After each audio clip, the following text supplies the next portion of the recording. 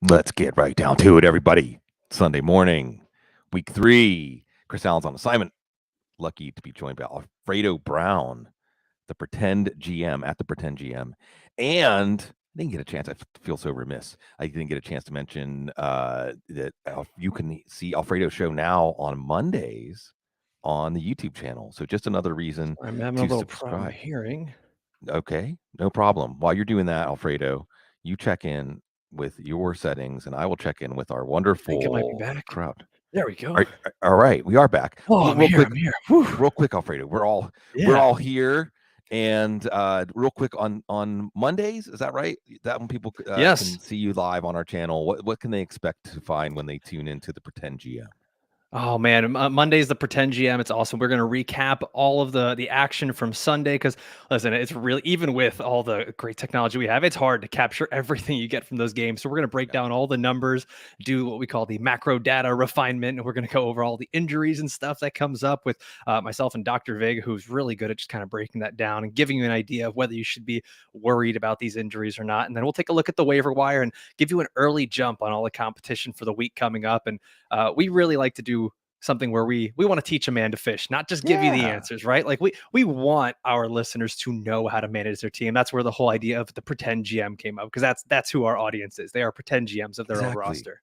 Exactly. I don't want to turn this into a couch episode, but yeah, that's why fantasy football got started. So we could all be pretend GMs. Let's be pretend GMs this morning and get through as many of these questions as we can. Hopefully our answers can help inform those of you we don't get to your question. And we jump right in with Mel Johnson.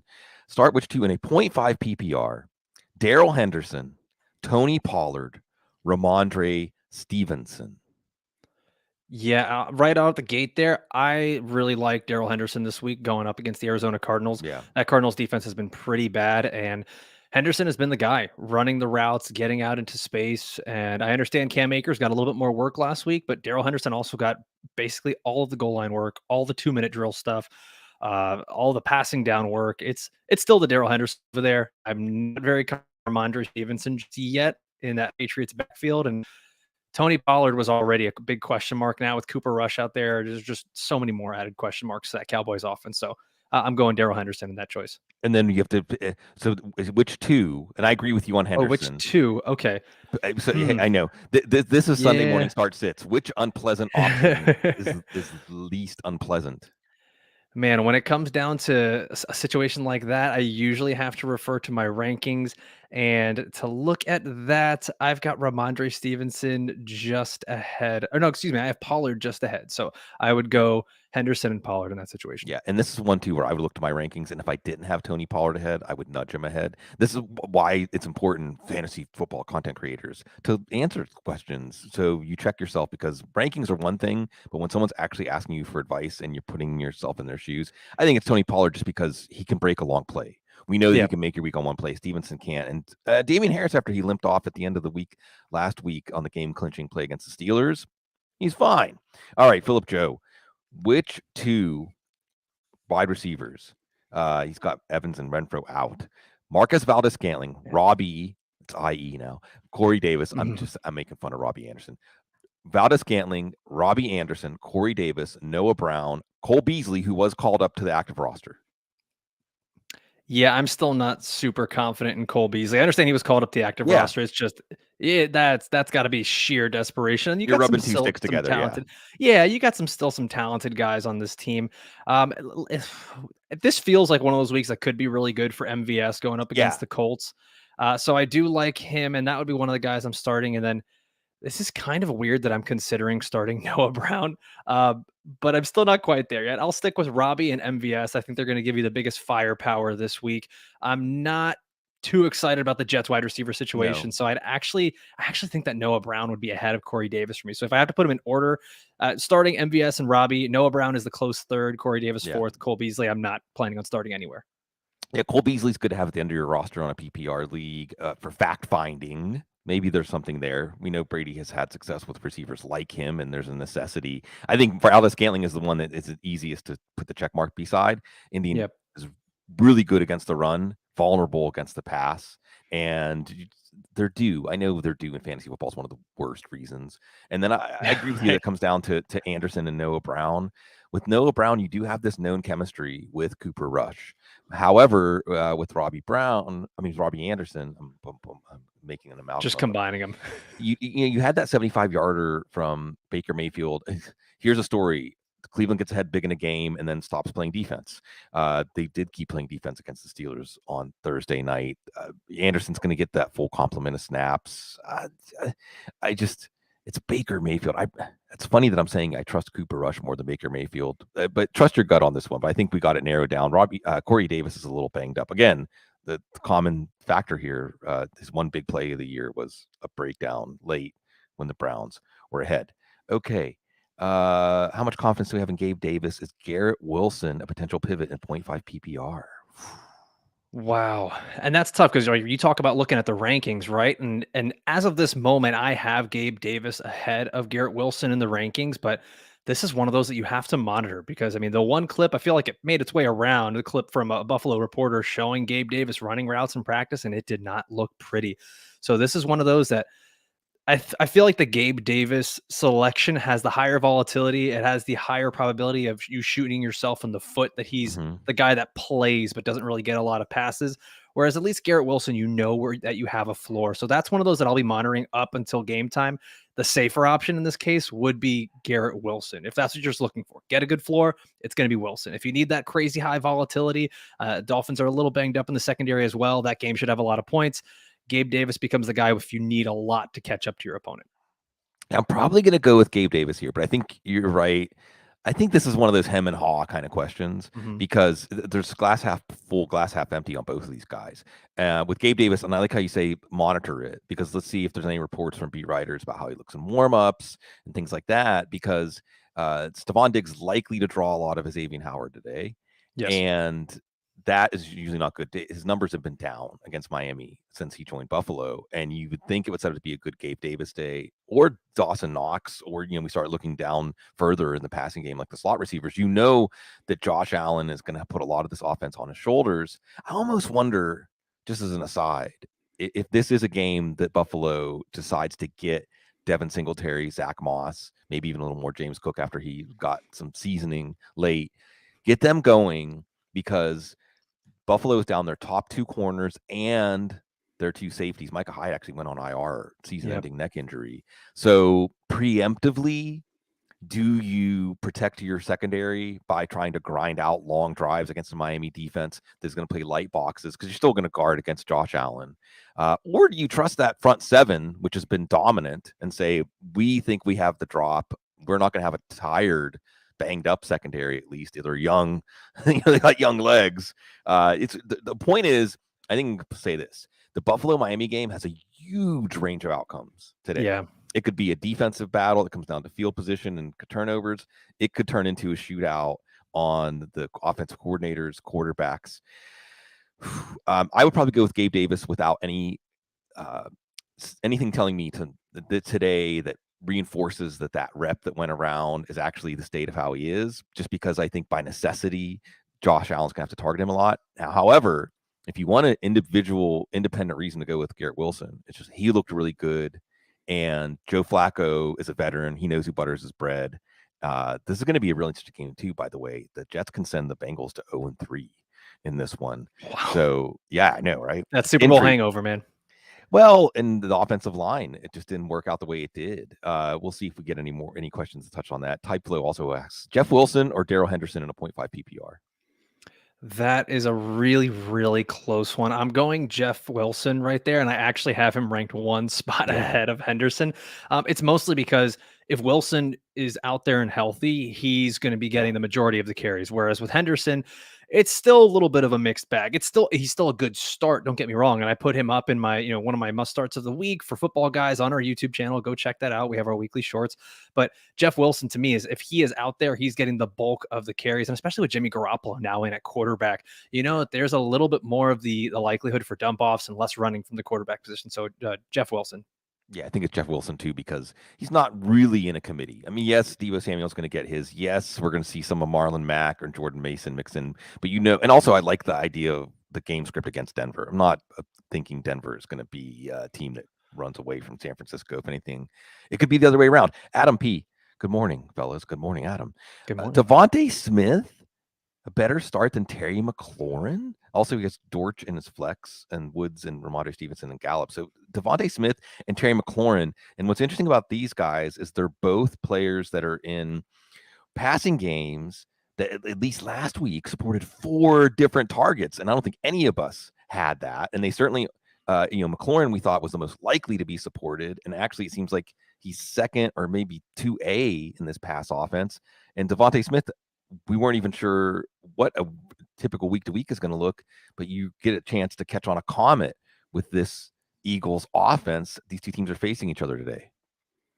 Yeah, I think this is one of those again where you start to look at the safety versus the upside, and I think Terry McLaurin kind of it's weird to still say this, even though he hasn't produced so much, but I still think that he becomes the start here in this scenario. Carson Wentz having an opportunity to get that, narrative, that revenge game narrative against Right. Philly here. And I think what scares everyone is more the name stuff, is that Terry McLaurin is going up against Darius Slay, and in everyone's minds, he shut down Justin Jefferson, when in reality, Kirk Cousins is what shut down Justin Jefferson, not Darius Slay. So I'm still comfortable going and starting Terry McLaurin. I think that this Eagles defense is actually, they're going to have their plate full. They're going to be thinking about Curtis Samuel and how he's been utilized, and Jahan Dotson. And there's going to be a lot where this Eagles defense is going to have to spread themselves out. So I'm still comfortable starting Terry McLaurin over Devontae Smith. And I believe there was another question in there. Oh, Greg Dortch. I love the human Dortch, Yeah, man. Flame on, bro. He is. Yes. Yeah. I'm all about Greg Dortch this week, going up against the Rams, and they have a lot of injuries in their secondary. Hollywood Brown has not taken over that role that DeAndre Hopkins left behind, and there is some very interesting chemistry there with Kyler Murray and Greg Dortch going out of that slot. I dig it, man. Yes, I think I agree that Greg Dortch should be in over whoever out of McLaurin and Devontae Smith is not. And I agree that Devontae Smith is probably the one you sit, just because I think there's more volatility there, where Terry McLaurin is more likely to. I just think Wentz is also more likely to have a pass-friendly game script, probably playing from behind. We'll see if that Eagles defense that we saw on Monday night, like you said, was it Kirk Cousins? Was it the Eagles defense? Dortch, I just want to continue to point out to folks, don't assume that Rondale Moore, when he's healthy, because he's not healthy yet, just steps right into this slot role, and it's his role, because that proven chemistry between Dortch and Murray, like, you don't just squander that. Well, Cliff Kingsbury is not necessarily the most rational coach out there, but let's put it this way: when Moore is practicing and likely to get back on the field, I'm not going to tell people to drop Dortch. Let's wait. Hokey 3548 just asks, how far does Mike Williams fall if no Justin Herbert? We can talk a little bit about what we're forecasting there with this, an afternoon game. So let's make this super complicated and put the biggest game time decision of the day in the 4 p.m. slot. Yeah, I have a really tough time starting any Chargers skill players except for maybe Austin Eckler if Justin Herbert is out. And I know that's crazy to say because Mike Williams is still incredibly talented, and you could still have a, kind of CeeDee Lamb, Cooper Rush situation where it's just a good player and you should start him. But then it's just, you start to make those decisions between players where it's like, okay, am I going to start Mike Williams with Chase Daniel, or a guy like Brandon Ayuk with Jimmy Garoppolo? And you start to fall into those. And if there's no Justin Herbert, I would start to lean to some of those guys that are on that wide receiver 2, wide receiver 3 fringe, because the volatility there. Mike Williams is already a volatile receiver. Mm-hmm. Chase Daniel he's a good game manager, but I think you start to lack the upside there. You might start to see a lot of those dump offs to Austin Eckler. And, this is a game with Jacksonville that without Justin Herbert, the pace could get really slowed down there, and it could turn into a big, heavy running contest. So I do get worried about those guys. So that is something to watch as we get closer to game time. Justin Herbert, though, what a horrible situation that this young guy is in. Or he's got to basically choose to play through the pain or get the dreaded injection in the ribs. I mean, yeah. Wow. Yeah, and the Tyrod Taylor had to go to the hospital, and I think there's a lawsuit. Yeah, so with the same doctor. Yeah, right. I know. There's a whole bunch of stuff. Cecil was hinting at some different things with medical staffs around the NFL.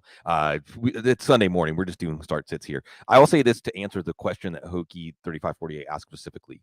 Mike Williams goes from a borderline wide receiver, because I'm assuming Keenan Allen's not going to play. We'll see. I just think we have to pencil him in. Even if he does play, who knows how long he'll be out there, how effective he'll be. And it complicates things with this. If Justin Herbert's not playing, then you definitely aren't going to risk Keenan Allen, I would think. Now, on Williams would fall to, say, I would call what the heck flex or wide receiver 3 flex if Chase Daniel's in. Now, here's the problem. Here's the twist, Alfredo, is the better option, the other option that folks might slot in instead of Mike Williams is a player that maybe plays at 1 p.m. Eastern. And I can say, so I'll give you a data point really quick. I'll just throw out there and see what your reaction is. If someone said Adam Thielen's the best I got, if Mike Williams is going to play with Daniel, should I just start Thielen at 1 p.m. or wait and see and just roll with Williams whether or not we get Herbert?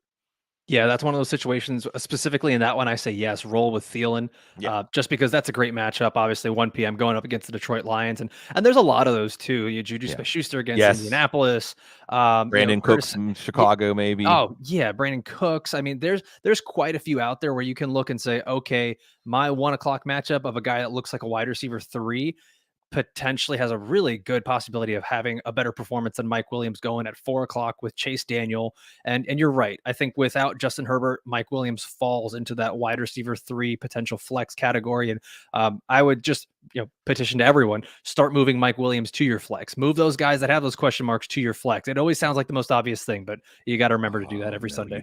You do. And it's just like, know you're scoring a lineup. So I mean, it's sometimes the most obvious thing. So the easiest way to get an edge. Timothy Brandenstein asked Henderson or Michael Carter, and I think we've got Henderson there. Henderson. Emilio Martinez, Cortland Sutton, or Drake London? Ooh, I like both of these guys. Just right off the top, I'm going to go Cortland Sutton there. I've got him quite a few spots higher. That could be a really fun game, especially with Judy banged up. Comes the immediate, wide receiver 1 there.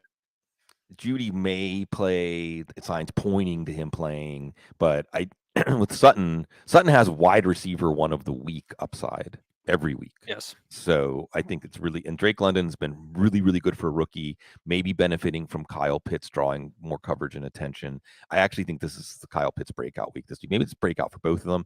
But I think Sutton is a player that it's very difficult for me to picture a start-sit question where I would be telling people to put Sutton on the bench. Oh boy, we got some hot button players here. Shake and Bake, 145. DJ Moore or Allen Robinson? All right, so it's not as tough as it seems on the surface. I'm still going with DJ Moore there, just because, man, you still always have that talent, that upside. I've got DJ Moore ranked 8 spots ahead of Allen Robinson. He's DJ Moore is my wide receiver 20, Allen Robinson my wide receiver 28. So DJ Moore in that case, and then if James Conner is to miss. Listen, I'm not touching either one of those Arizona Cardinals running backs just because we don't know how that split is going to go. So if anything, I think you're fine having DJ Moore in your wide receiver spot and putting A-Rob into your lineup now, just because even if Connor goes, we don't know how much work he's really going to get being injured. So you could put A-Rob into your flex and just kind of monitor James Conner if he's ready and healthy to go.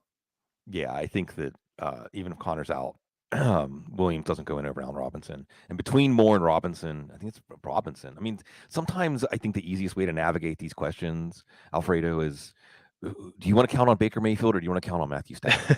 Right. And then the other thing we could talk about earlier, when in doubt, play the guys facing the Cardinals. I mean, that's what you want, right? And Moore's going to be facing the Saints. Diego, this one should be, what's up, Diego? Always good to see you. Guillotine League. And by the way, folks aren't familiar with guillotine leagues. I'll spit it out. guillotineleagues.com.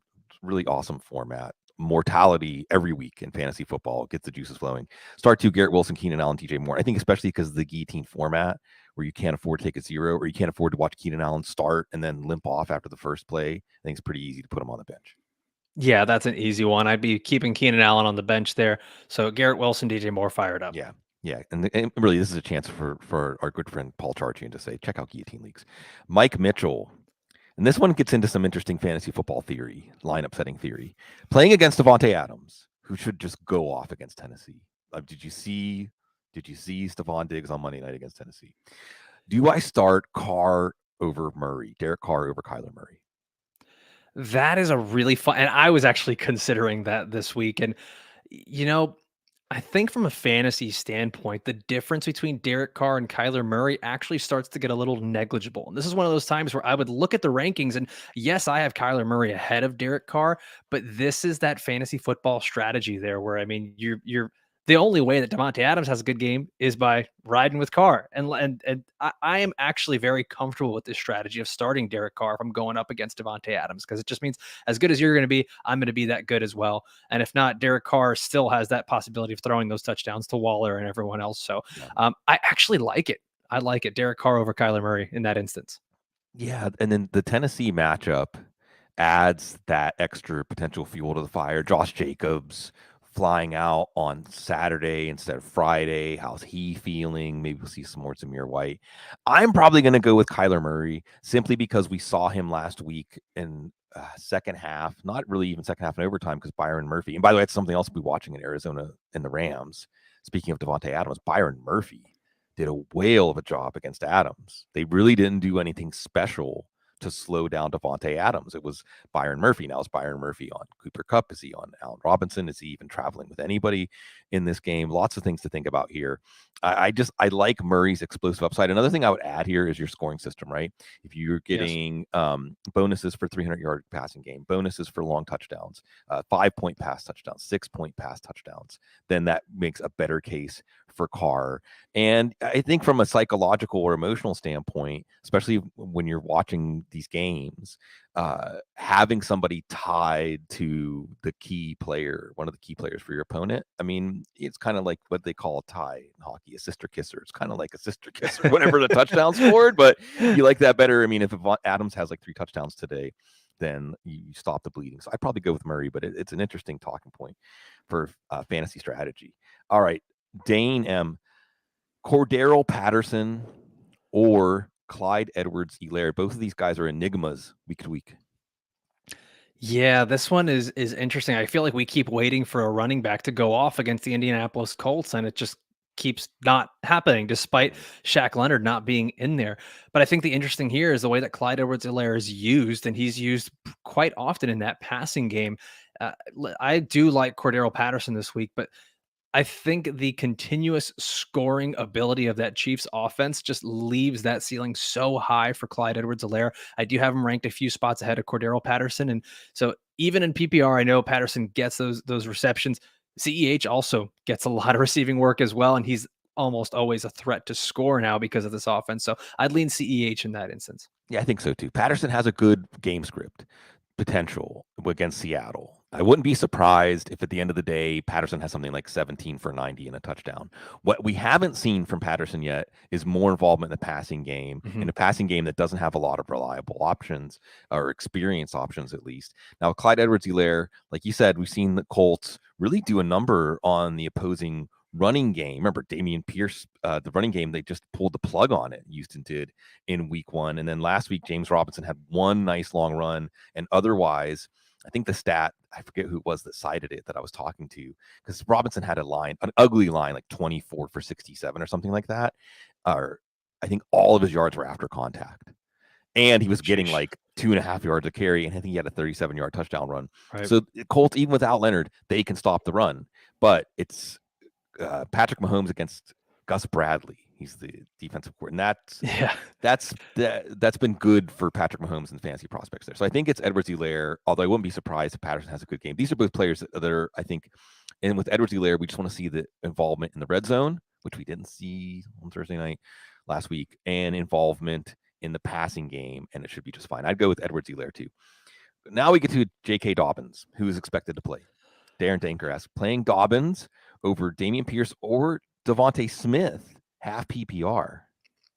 So this is one where if you have a Dobbins question or you're considering starting Dobbins, just don't. I have Dobbins in a couple leagues and I'm just keeping him on the bench. We have to see what we have with J.K. Dobbins. I understand this is the same guy that said he'd be healthy and ready to go in week 1. So I understand just because he's healthy and on the active roster and set to play does not mean he's going to get used a lot or that he's even going to be very good. Damian Pierce has a really juicy matchup going up against the Chicago Bears, who are dead last in rushing yards allowed. So I actually like Damian Pierce the most out of these 3, and I think this is finally that week that we get the exciting fantasy Yeah. production from Damian Pierce.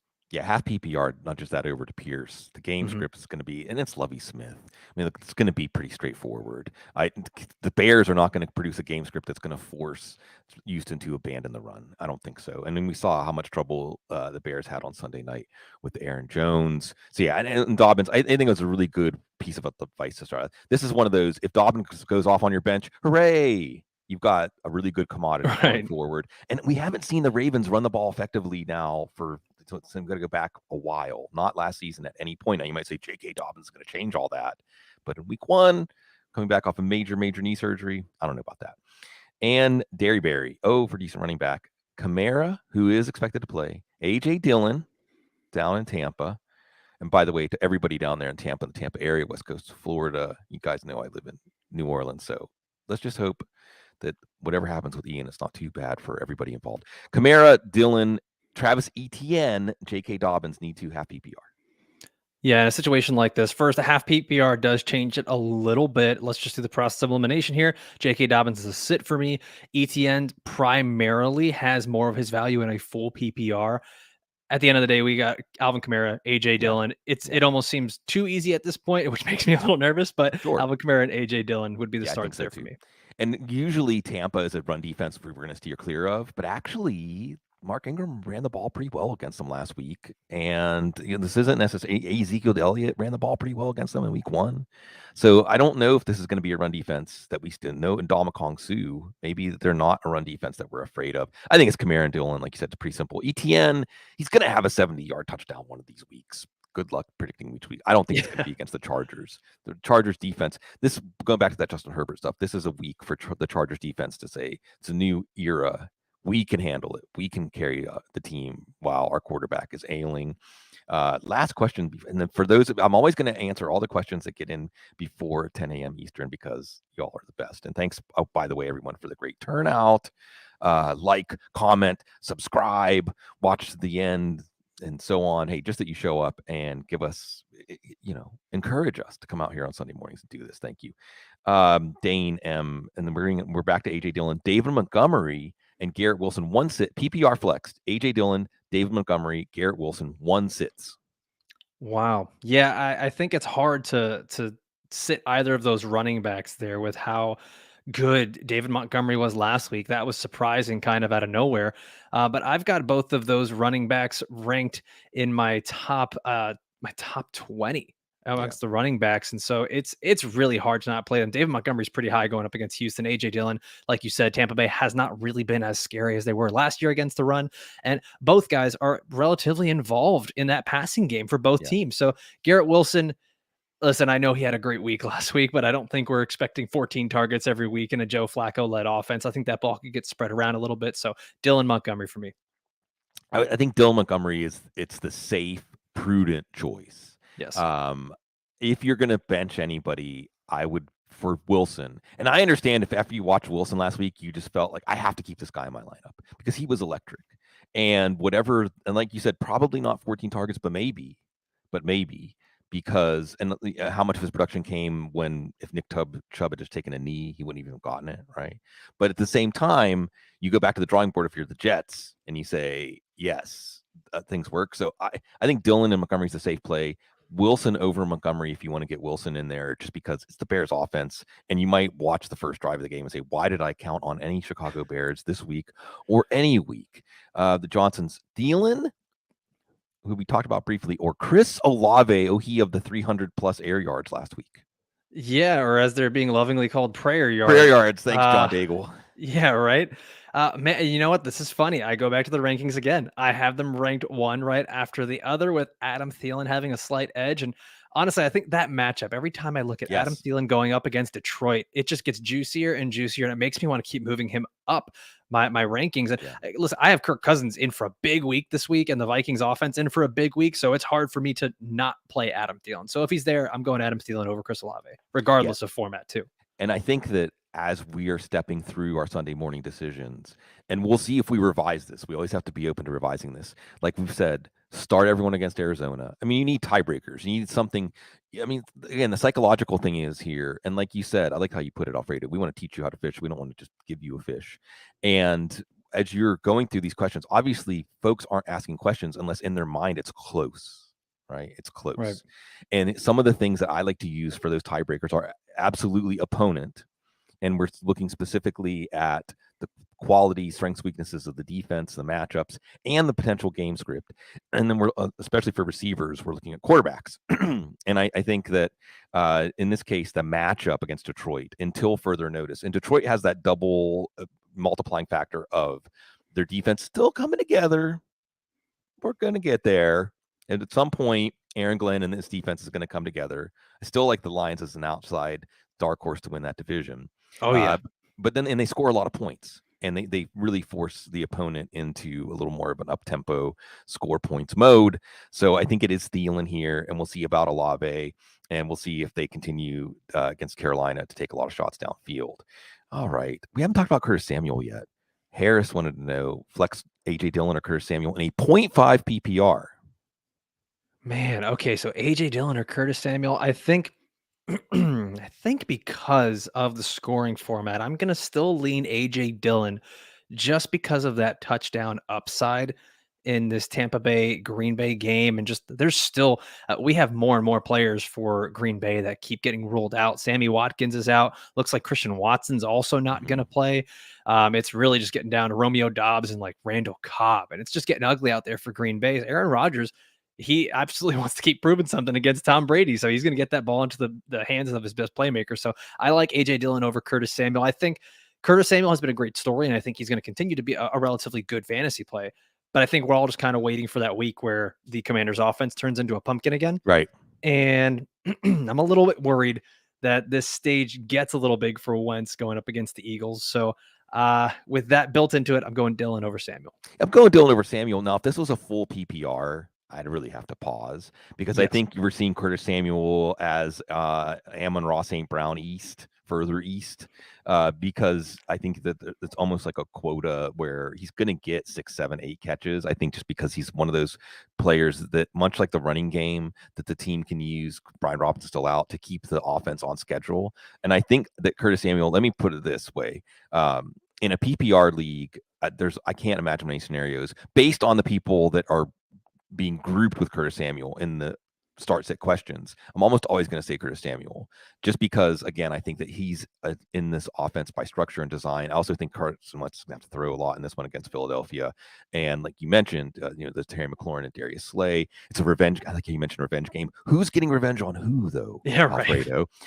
So, and again, AJ Dillon, and we could see that Green Bay Tampa Bay game. Just going back to your comments really quick, setting the stage for today. I think that this is going to be a game. I want to say that Tampa really handled Aaron Rodgers last year, and New Orleans really handled Aaron Rodgers last year. And I think some of this comes down to, for Green Bay, they have to be willing to find in them to win a game that's just a street fight, an ugly game, a win ugly, win by asserting your will on the opponent. I think that is AJ Dillon. I won't be surprised if Curtis Samuel ends up scoring. He scored in each of the first 2 weeks. He took a massive hit to hold on to the ball last week. So I won't be surprised if he scores again and he ends up being the better play here. I'm not going to talk anybody out of Curtis Samuel. I don't think his numbers were counterfeit. I don't think it's a fluke. And I do think that this is a game that's going to force Carson Wentz to throw a lot. But like you said, it could be the game where Carson Wentz throws a lot and throws like 5 picks. So that Eagles defense is looking pretty good. I'm glad Scott Hofer asked this question because there's a lot of people I know. I've seen a lot of I'm starting Jared Goff over Tom Brady. And yes, start Jared Goff over Tom Brady. Tom Brady's going to be basically throwing to Cole Beasley and a banged up Rashad Perryman and a banged up Russell Gage and maybe Julio Jones. Scott's got Tom Brady. He can get Daniel Jones, Geno Smith, Joe Flacco. Opponent has Debo and Ayuk. Does that make Garoppolo worthwhile play? 6 points per pass TD, if that matters. Yes, that matters, Scott. Yeah. So you got Brady. You could play Daniel Jones, Geno Smith, Joe Flacco, or Jimmy Garoppolo over him. Yeah, you know what? I actually really do like Jimmy Garoppolo this week. I understand that he's going up against Denver's defense, but I mean, Jimmy Garoppolo, he's going to be getting what appears to be a healthy George Kittle back. And I'm not really in on any of the other quarterbacks that were listed there, Flacco, Jones, Geno, like none of those. I'd be going Jimmy Garoppolo over them. And Tom Brady, this is the first time in his career that we're actually saying he's a volatile start, just because of how bad that Buccaneers offense has been and how many injuries they have in the wide receiver core. So I'm actually pretty comfortable with going Jimmy Garoppolo in that situation. Yeah, I think that this is one of those things. Bob Harris, who's one of the sagest of sages, the origin story in the beginning of the origin story of fantasy football, this world we're in, the online world. In the beginning, there was Bob Harris, and this was good. He says, divorce the names from the numbers. And in the case of Tom Brady, if you look at the numbers, why would you even consider starting him this week unless you really didn't have a viable option? I think that that's where we're at with Tom Brady. If you start thinking, oh, I can't bench Tom Brady. Yes, you can bench Tom Brady for Joe Flacco. Yes, you can bench Tom Brady for Jared Goff. Daniel Jones is maybe a little bit tougher just because he has the chance against the Cowboys to like poop his pants and just have a bad overall horrible night. Whereas Tom Brady, is not going to do that. But it's Green Bay, and it's just a tough run of defenses too that they've had to start the season. Dallas, New Orleans, now Green Bay. So I don't think so. And Derryberry asked us because she forgot that she had Raheem Mostert. We had said, this is just good for. I want to get some stuff out there for folks that are considering Raheem Mostert. So we had said, Kamara and Dylan in a half PPR. Does Mostert get any consideration over either of them? No. I'll make that really That's quick fair. and Yeah. simple. No. Yeah. Just And just because of the Dolphins running back situation, you never know who's going to be the guy that week. And that Buffalo Bills defense has been pretty good. I don't expect this to be a game where the Dolphins can even try to set up the run a whole lot. They might try to do that in the beginning of the game, but eventually with Josh Allen, it's going to get out of hand, and there's going to be a lot of passing in this, which tends to lean more towards Chase Edmonds. I wouldn't be surprised if Mostert has a big play, or if Mike McDaniel. What I'm going to be watching for, this one that's exciting for me. I know we talked about this on Thursday night, Alfredo. Does Mike McDaniel understand the chess level where the Bills will probably, especially with their deficiencies in the secondary, protect against the deep pass, which actually will make running Raheem Mostert, throwing to Mike Gesicki in the middle of the field, doing those kinds of things, the better option? We'll see.